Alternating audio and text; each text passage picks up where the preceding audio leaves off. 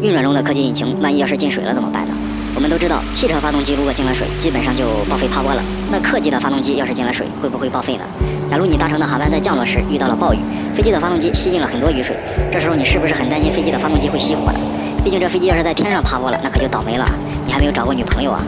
那么客机的引擎到底怕不怕水呢？要想搞清这个问题，首先要了解一下客机引擎的工作原理。现在主流的客机大部分采用的都是涡轮风扇发动机，在其工作时，其前部的风扇会将空气吸入，然后经压气机把空气加压后送到燃烧室，加压后的空气呢会在燃烧室与燃油混合燃烧，产生的燃气最终会通过涡轮和喷管排出，排出的高速燃气产生的反作用力就是推力了。那么假如现在有一部分水被发动机吸入了，那这一部分水呢，首先它要经过发动机前部的风扇，风扇的离心力呢会将大部分的水都甩出去，但是呢还是会有一小部分的水进到发动机内，进到发动机内的这一小部分水基本上经外涵道就排出了，是不会进入燃烧室内的。也就是说，最后只有极少部分的水才会真正进入燃烧室。